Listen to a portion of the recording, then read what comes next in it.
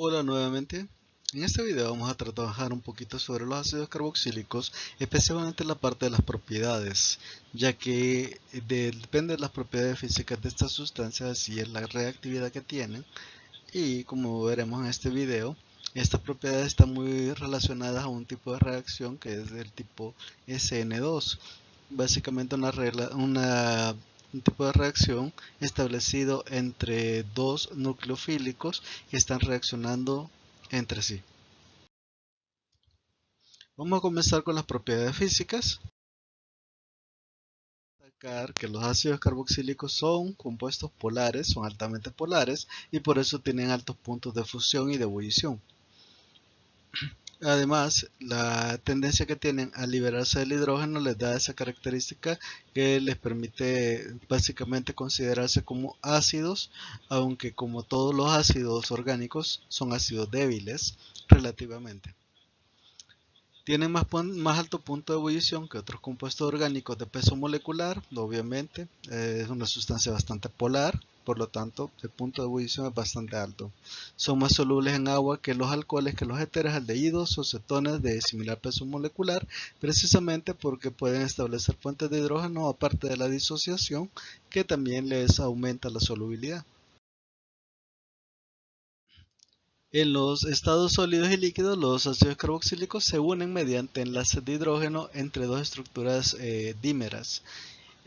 La capacidad de asociarse a ella misma permite a los ácidos carboxílicos atender aún más solubilidad, incluso que otro tipo de sustancias.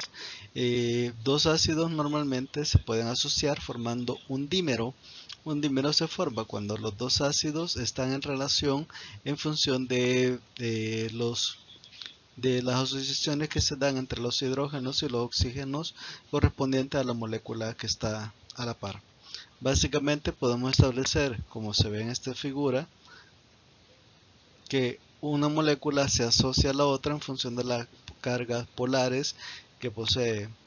Así, por ejemplo, en la primera estructura que se puede observar acá,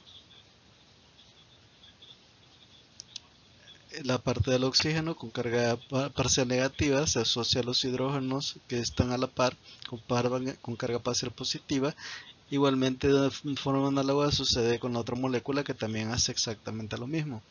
Esto le garantiza tener una alta solubilidad, aparte de que también cuando se asocian de esta forma, la sustancia se puede comportar como que fuera básicamente una lámina, y esa capacidad de laminar que tienen también le da otras propiedades. Por ejemplo, una que es muy común en este tipo de sustancias, que es la de tener alta viscosidad.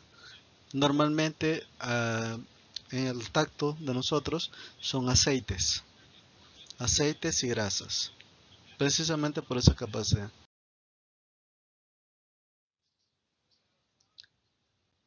Normalmente también la molécula se va a componer de dos partes, lo que también repercute mucho en la solubilidad. La serie hasta los 4 carbonos es totalmente soluble en agua. De 5 carbonos o más, la solubilidad se va perdiendo debido a que la molécula se conforma de dos partes, una que es totalmente hidrofóbica y otra que es totalmente hidrofílica. La parte hidrofílica, que sería esta en rojo, constituye el grupo carbonilo, que es altamente soluble en agua. Sin embargo, la parte hidrofóbica, que es la cadena carbonada, es totalmente hidrofóbica, lo cual no permite la solubilidad en agua. Entre más grande sea la parte hidrofóbica, menor presencia va a tener la parte hidrofílica. Así es que la sustancia va a tender a ser menos y menos soluble en agua, a tal grado que cuando tienen 10 o más carbonos, todos los ácidos carboxílicos son aceites o grasas que, no importando el número de carbonos que vaya aumentando, siempre van a tener esa capacidad de formar los dímeros, y también va aumentando su viscosidad, como dije anteriormente. Cuando estas sustancias reaccionan en reacciones ácido-base, usualmente forman un tipo de compuesto que son las sales de ácido carboxílico, especialmente las sales como el laurato de sodio. Son altamente polares por una parte. Al disociarse esta parte y reaccionar en una reacción ácido-base, se constituye en una sal que es totalmente soluble en agua. Sin embargo, la parte hidrofóbica es totalmente insoluble en agua debido a la gran cadena de carbono.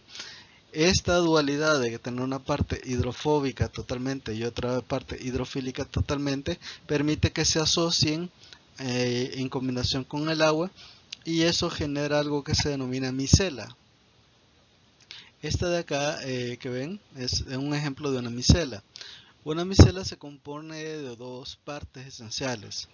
Inicialmente está la parte que es totalmente hidrofóbica, que al no mezclarse con el agua se tiende a asociar entre sí en un núcleo común al centro de todas las moléculas, y las partes que son hidrofílicas tienden a quedar solvatadas en el agua a tal grado que básicamente se conforman como esferitas, donde la parte interna de la esferita está del aceite, y esta parte totalmente hidrofóbica, donde cualquier componente que sea soluble en esa parte va a tender a disolverse. Sin embargo, en la parte hidrofílica, esta, al estar directamente en contacto con el agua, le va a permitir cierta solubilidad. Así que las micelas son como partículas pequeñas, son como esferitas que se forman teniendo las dos características. ¿Para qué nos sirve esto? Pues precisamente es el objetivo de un jabón. Los jabones están formados a partir de ácidos carboxílicos. Cuando usted tiene un jabón, lo que tiene básicamente es una sal de ácido carboxílico. Esta sal de ácido carboxílico tiene la capacidad de disolverse parcialmente en el agua, generando partes hidrofóbicas e hidrofílicas, lo cual constituye una mezcla de tipo heterogénea. Si el agua jabonosa es lechosa, tiene esa consistencia, precisamente es por la turbidez que generan estas sustancias al formar esas partículas en el agua, esas micelas, que le dan básicamente una solubilidad parcial.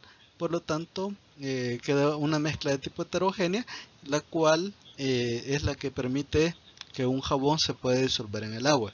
¿Qué repercusiones me trae a mí? Pues simplemente cuando ustedes se lavan las manos con jabón, el jabón disuelve las sustancias que son altamente no polares. Por ejemplo, las grasas. En nuestro cuerpo siempre libera grasas. Las grasas son comida de las bacterias. Si usted se quita la grasa de las manos, básicamente le quita la comida a las bacterias. O algunos virus, por ejemplo el corona, el COVID-19, una sustancia que tiene una altísima no polaridad. Es muy no polar. Por lo tanto, es fácilmente disuelto por las grasas, es solvatado por las grasas, y eso permite que se pueda básicamente lisar, destruir totalmente la estructura de virus. Además, todos los ácidos carboxílicos son ácidos débiles. Son ácidos en general débiles, aunque algunos pueden presentar pH bastante bajos, por ejemplo pH de 2, pH de 1 incluso. Sin embargo, jamás se disocian totalmente, por lo tanto siempre estamos hablando de ácidos de tipo débil. El porcentaje de disociación normalmente anda por 2, 5, incluso pueden llegar hasta 10, pero de ahí no pasan, por lo tanto siempre se consideran ácidos débiles. Para el caso del ácido acético, el pK anda en 476, así que es un ácido relativamente débil. Los ácidos carboxílicos son muchísimo más ácidos que los alcoholes, incluso también son por lo general más ácidos que los fenoles. Sin embargo, esta característica se debe a una serie de factores. La primera es la resonancia que estabiliza al anión carboxilato, lo que no ocurre en, por ejemplo, un alcohóxido, básicamente un alcohol. En este caso estamos hablando de que los dos oxígenos entre sí se están peleando los electrones, por lo tanto hacen una estructura de resonancia que estabiliza la molécula y que permite que el hidrógeno básicamente pueda ser liberado de la molécula en forma de un hidrógeno ácido. característica es el efecto inductivo del grupo carbonilo adyacente al enlace OH. Existe un efecto inductivo que hace que básicamente los electrones de carbono sean jalados hacia el oxígeno, por lo tanto el oxígeno tiende a tener una carga parcial negativa, lo cual también permite que el H del OH se pueda liberar. Una característica más es que los halógenos tienen una gran incidencia en el caso de los ácidos carboxílicos.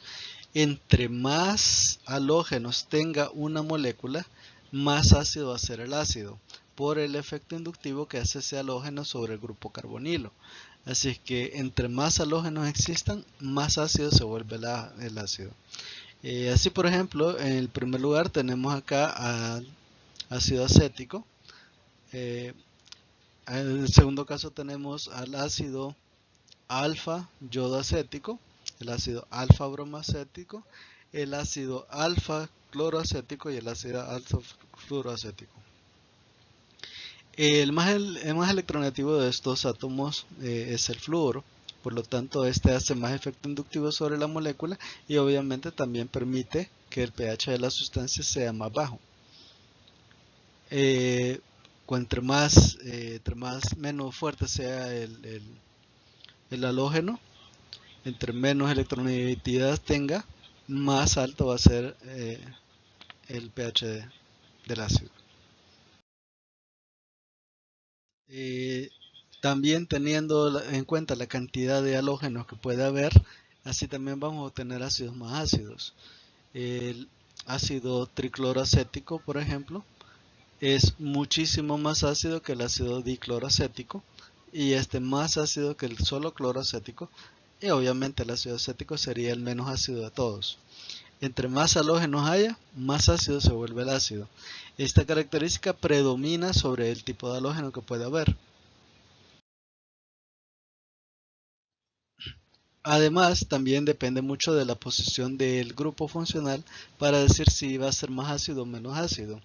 El carbono alfa tiene los productos más ácidos, el carbono, en el caso del carbono beta, es menos ácido y el carbono gamma viene siendo menos ácido.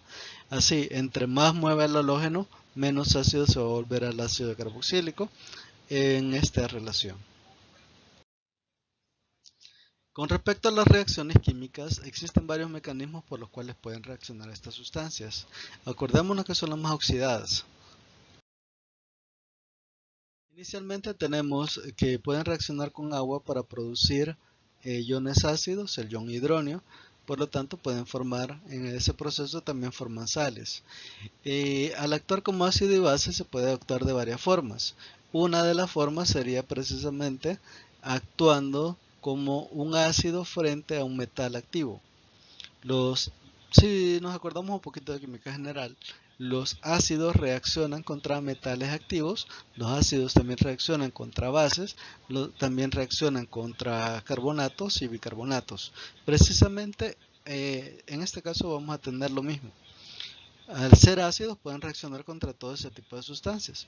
Por lo tanto, en una reacción, por ejemplo con el zinc, que es un metal, lo que va a suceder es que el zinc se va a oxidar, la sustancia se va a reducir, el hidrógeno se va a reducir, va a salir como hidrógeno molecular y se va a formar una sal. Claro, en el caso del zinc es una sal con una valencia más 2, por lo tanto necesito 2 moles de ácido para que se anule la carga.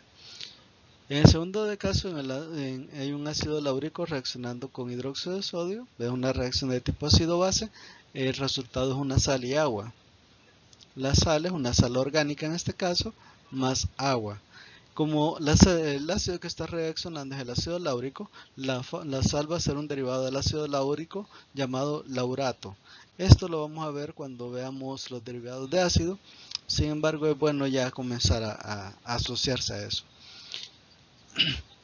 Más agua. En el tercero de los casos hay una reacción con bicarbonato.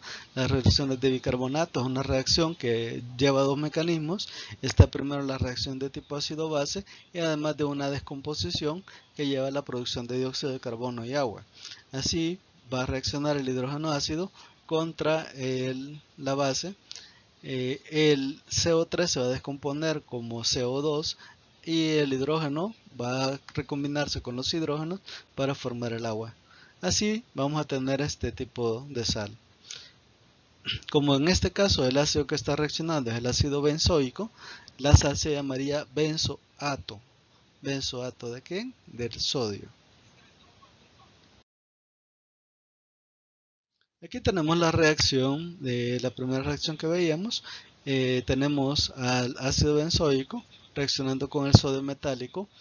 Eh, a la hora de hacer la reacción van a reaccionar 2 moles de ácido benzoico con 2 moles de sodio. Esto va a producir una reacción de oxidación-reducción. Quien se oxida es el sodio, quien se reduce es el hidrógeno. Al final se van a formar 2 moles de benzoato de sodio más hidrógeno molecular. Aquí también se puede hacer la relación para uno, pero quedaría como un medio y es preferible evitar eso. En las reacciones contra bases sería básicamente el mismo tipo de reacción, donde la sustancia, actuando como un ácido, va a liberar el hidrógeno que va a reaccionar con el oxidrilo y esto produce agua. El sodio eh, reacciona básicamente con el oxígeno para formar la sal. La sal en este caso casi siempre queda como una solución, así es que en realidad queda como un ion benzoato más sodio. Sodio valencia más 1. En la reacción también que se puede dar con los bicarbonatos podría ser es una reacción de dos tipos, como les decía. Primeramente es una reacción de oxidación-reducción y segundamente se da una reacción también de tipo ácido-base. Así lo que va a pasar es que se va a descomponer el CO3 a CO2 de esta forma. Los hidrógenos básicamente reaccionan con el oxígeno que sale de la molécula para formar agua. Ahí está la descomposición. Y mi ion metálico va a quedar interactuando contra mi sal para formar esta de acá. En este caso, el ácido se llama ácido butírico porque es de 4 carbonos. La sal del ácido butírico se llama butirato, butirato de potasio. En las reacciones de tipo ácido-base también se puede tomar en cuenta la reacción con carbonatos. Para el caso de los carbonatos, normalmente van a reaccionar 2 moles, ya que eh, los ion carbonato lleva valencia más 2, por lo tanto lleva 2 potasios. Al reaccionar de 2 a 1, básicamente lo que va a suceder es de que al final se van a formar 2 moles de sal, básicamente la misma reacción anterior, más agua, más dióxido de carbono.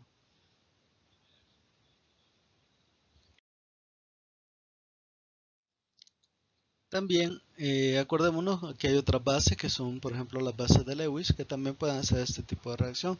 Al reaccionar como base, usualmente lo que van a formar es una sal. Aquí hay que tener un poco de cuidado.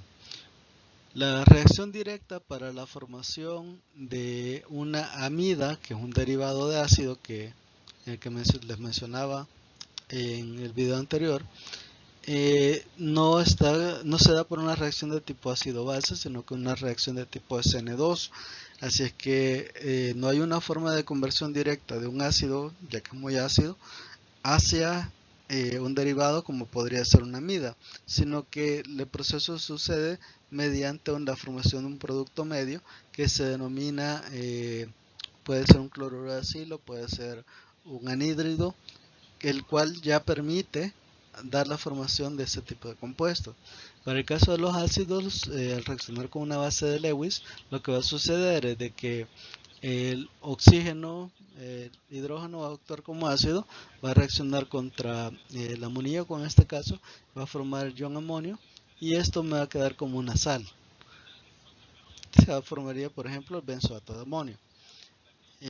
Muy distinto es el mecanismo que toman la formación de aminoácidos. Sin embargo, nosotros en el cuerpo tenemos enzimas especializadas que permiten que este proceso se haga directamente. A nivel de laboratorio, es necesario pasar por un derivado de ácido para producir una amida, por ejemplo. A nivel corporal se puede hacer directamente mediante la acción de una enzima. La segunda reacción sería la conformación o la conversión a derivados funcionales. Derivados funcionales de los ácidos son los cloruros de acilo, los ésteres y las amidas. En general, de estos tres tipos de compuestos son los más comunes que se forman. Existen otros derivados de ácidos, pero se dan por otro mecanismo. En este caso, la reacción es la reacción de tipo SN2. Las reacciones de tipo SN2 son reacciones donde van a estar reaccionando entre sí dos nucleófilos. Así es que las reacciones de tipo SN2 van como siguen. Llevan varios pasos. En general se denominan dos pasos numerales, sin embargo en realidad son más pasos intermedios, los cuales llevan a la producción de mi producto. Para el caso de la esterificación, como ejemplo, pasaría lo siguiente. Mi ácido carboxílico, que es un ácido débil, puede ser atacado por un ácido más fuerte que él, haciendo la ruptura del enlace y formando dos grupos alcoholes. Ante la formación de un ion positivo, el oxígeno o el alcohol va a reaccionar contra esa carga positiva y va a formar básicamente una sustancia que va a tener tres grupos alcohol, como se puede ver en la figura. Por recomposición de la cadena, normalmente se va a reponer la cadena, se va a formar un grupo alcohol, el grupo alcohol que ya tenía el OH, que ya tenía en la molécula, y aparte de esto, se me va a formar un éter, básicamente como que estuviéramos haciendo la formación de hidratos. En este caso se ha formado un hidrato. Si se acuerdan un poquito, la formación de hidratos era la de los aldehídos. Es una reacción bastante parecida en este punto. El ion que se forma como parte de la reacción va a ser un oxígeno que tiene dos hidrógenos. En la segunda parte de la reacción, el hidrato que se ha formado va a ser afectado por el resto de la acidez, y esto hace de que se recomponga la molécula y se forme agua, y básicamente deja la molécula, dejándome un alcohol y un grupo de tipo éter o R. Cuando se da la recomposición de la cadena, el hidrógeno del grupo alcohol que se ha formado por efecto de atracción del grupo OR va a recomponer el doble enlace y esto me va a formar nuevamente el carbonilo más el OR, que es esta parte de acá. Y a esto es lo que denominamos un éster. Básicamente, el mecanismo es que primero, un ácido carboxílico reacciona contra 2 moles de alcohol. Uno de los moles de alcohol entra a la molécula en el paso 1, entra a la molécula, recompone la molécula, se forma un hidrato a partir de ese oxígeno que ha entrado a la molécula y un grupo alcohol. Ese hidrato que se ha formado es de tipo inestable.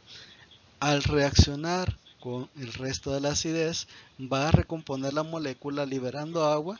El oxígeno va a recuperar su enlace doble hacia el carbono y al final se produciría el éster, que sería el producto de esta reacción de tipo SN2.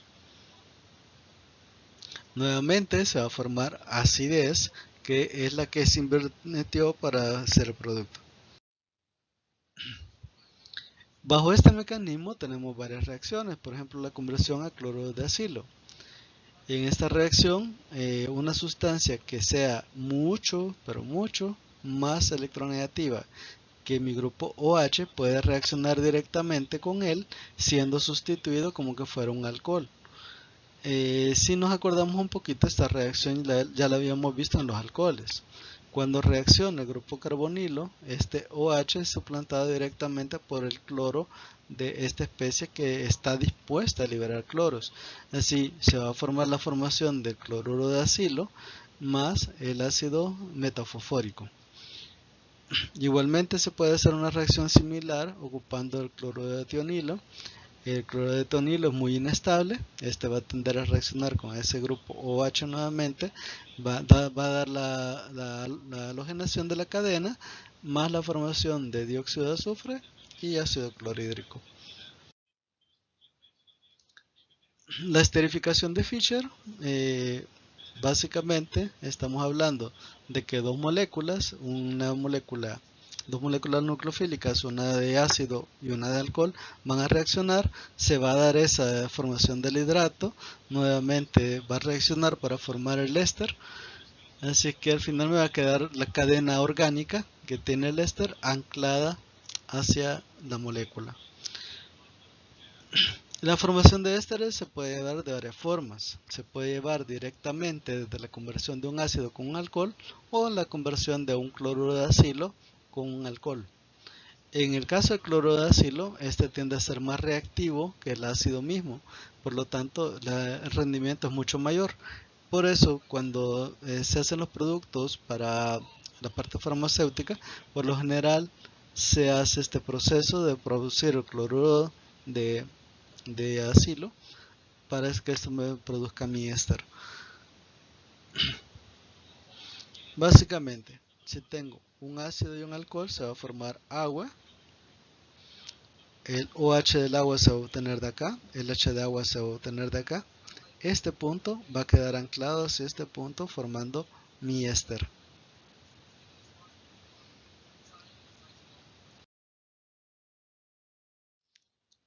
La esterificación de Fischer normalmente lleva el uso de ácidos.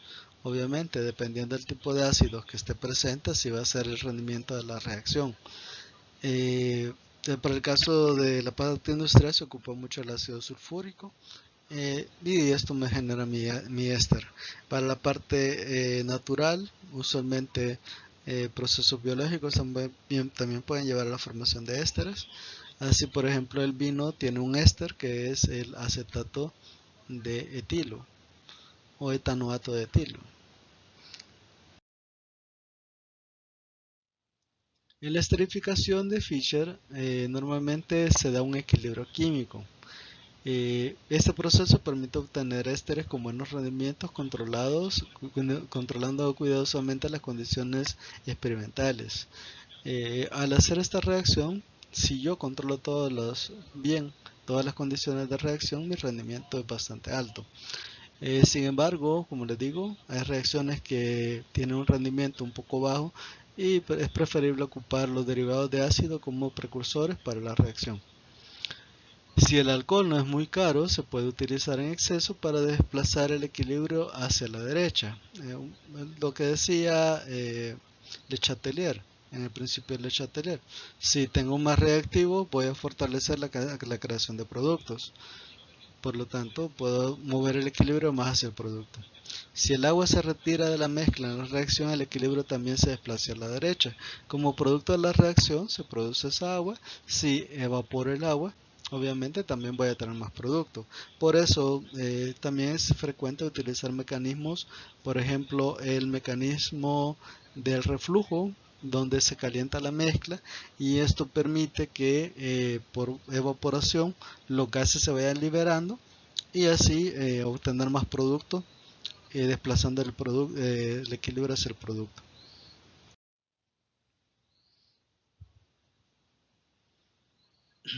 Además se puede dar la conversión a amidas.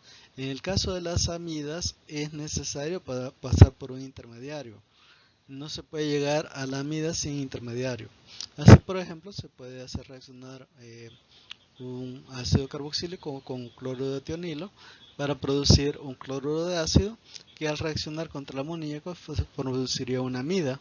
Si necesito una amida secundaria, por ejemplo, necesitaría también no solo agregar amoníaco, sino que agregar la molécula que voy a esterificar. Dependiendo de la molécula, así me va a quedar mi amida. Otra de las reacciones que tienen los ácidos carboxílicos es la reacción de reducción. Sin embargo, la reducción, que no es de tipo bacteriana, se hace directamente hacia alcoholes. Si ocupo un reductor fuerte, va a convertir mi ácido totalmente hacia la menor oxidación posible. Ese en todo caso sería un alcohol. Obviamente el alcohol va a ser de tipo primario porque el grupo carbonilo está en un carbono primario. Así, por ejemplo, si ocupo el tetrahidruro de litio de aluminio, puedo hacer reaccionar un ácido carboxílico. Este carbono de acá se me convierte en este carbono de acá. Y el exceso de oxidación va a salir como agua, por lo tanto se me da forma de grupo alcohol, que es este de acá.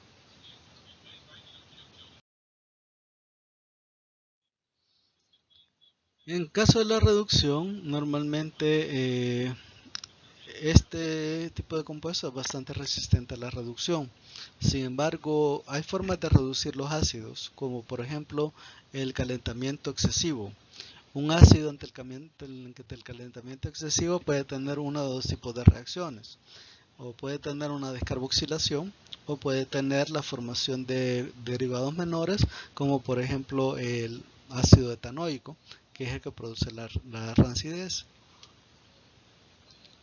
Así que la reducción normalmente se va a dar con reductores fuertes. La reducción siempre lleva hacia alcoholes, que sería el producto de menor oxidación. Y las reductasas también pueden permitir ese tipo de reducciones a compuestos de menor oxidación. Para el caso del tetráido de litio de aluminio, normalmente esto se hace en medio etéreo, debido a que el etéreo es una capa no polar y permite que la molécula se alinee para que pueda reaccionar. En el caso de un ácido carboxílico, esto va a reaccionar, se va a reducir.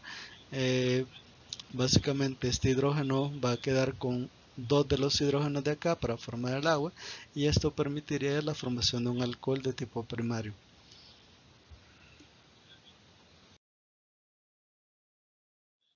También existe la reducción selectiva, que normalmente se da en otros puntos de la molécula, como el caso de un aldehído o una acetona. El ácido carboxílico no se puede reducir, por ejemplo, con platino e hidrógeno. No es posible ese tipo de reducción debido a que el platino en este caso sería un reductor débil. Quien sí puede ser afectado es una segunda parte de la molécula, como un grupo aldehído o cetona, el cual se va a reducir a alcohol. Básicamente, si hago una reacción con hidrógeno y platino, lo que voy a obtener es la producción de un alcohol en la posición donde está el grupo carbonilo, no así afectando al grupo ácido. Esto tiene una importancia. Hay muchos pacientes que tienen platinas, de platino obviamente, que tienen molestias, que sufren de molestias continuas en el lugar donde están los clavos. Y esto es básicamente por esta reacción que produce alcoholes, y los alcoholes son los que realmente le molestan a la persona a la hora de hacer sus actividades.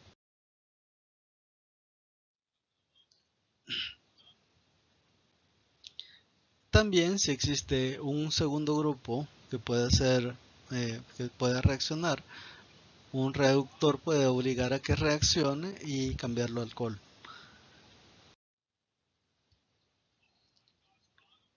En el caso de la sustitución del grupo alquilo o arilo, este proceso usualmente se da en el carbono alfa. Si yo trato de halogenar a un ácido carboxílico, nunca voy a afectar al grupo ácido carboxílico debido a que está más oxidado que el halógeno. Es decir, el halógeno que va a entrar tiene menos fuerza que el grupo ácido carboxílico. Por lo tanto, quien se va a ver afectado en todo caso va a ser el carbono alfa, que sería el carbono 2. Entonces, siempre en este tipo de sustituciones va a estar en el carbono alfa. Así, por ejemplo, puedo hacer reaccionar un ácido carboxílico cualquiera con un halógeno. Quien va a reaccionar es el hidrógeno del carbono alfa, dando la sustitución y produciendo ácido con la otra parte del molde de haluro, de halogenuro, se formaría un ácido hidrácido. Así, por ejemplo, el ácido acético puede reaccionar con cloro y fósforo para producir una cloración en el carbono alfa. Si lo volviera a hacer en otro proceso aparte, ya limpio, con concentraciones completas, podría halogenar una segunda vez, incluso podría halogenar una tercera vez para producir un ácido trisustituido en el carbono alfa. Obviamente, depende de la cantidad de procesos que haga, así voy a obtener el nivel de halogenación. También puede existir la sustitución anular. El grupo ácido desactiva y dirige hacia posiciones meta. Si yo tengo un ácido carboxílico y, por ejemplo, al anillo aromático le hago una nitración, el grupo que se forme, el grupo nitro, va a caer en posición beta. Si tengo un ácido carboxílico y le voy a hacer una halogenación, como tratándolo como que fuera una sustancia aromática, el producto que se forme va a quedar en posición beta. Son beta selectivos, por lo tanto, todos mis productos van a quedar beta siempre que tenga un anillo aromático. O un anillo, en el caso de un anillo normal, también dirige a posición beta la sustitución. Por último, la descarboxilación. La descarboxilación puede darse por varios motivos. El primero de todo es por el motivo biológico. Hay microorganismos que se alimentan de los ácidos carboxílicos y para obtener sus nutrientes, su energía, y por lo tanto pueden descomponer el ácido carboxílico. Otra forma de hacerlo es por hidrogenación. Si usted calienta demasiado el aceite, también se puede dar una descarboxilación que resultar en productos de menor tamaño, y también se puede dar la eliminación del grupo mediante acciones enzimáticas. Las enzimas pueden destruir el enlace y hacer moléculas de menor tamaño. Bien, el caso más común es, por ejemplo, el aceite calentado. Cuando usted calienta un aceite, lo calienta durante mucho tiempo, muchas veces, por ejemplo, ocupado la misma cantidad de aceite durante una semana, poco a poco el aceite se va a peroxidar, y también como parte del proceso se puede hidrogenar o incluso se puede descarboxilar simplemente por la acción del calor. Por lo tanto, poco a poco va a tener un producto que va a tener menos del aceite que usted le había puesto y más de otras sustancias que son básicamente subproductos de la descomposición de ese aceite. Así, normalmente se rancean los aceites a tal grado de que ya no es recomendable ocupar. Por ley, al menos la ley nacional de El Salvador, de este país, eh, se establece que un aceite no se puede ocupar más de 2 días seguidos. Sin embargo, los controles de calidad de cada país difieren. Por lo tanto, hay países que incluso no permiten que un aceite se reutilice un segundo día. Ahí depende mucho de la legislación. Bueno, con esto llegamos a fin de esta clase. Espero que hayamos puesto atención y que por favor intentamos hacer los ejercicios de las guías para tener una mejor comprensión de los mismos. Sin más, nos vemos en el siguiente episodio donde vamos a trabajar un poquito sobre las aminas. Nos vemos.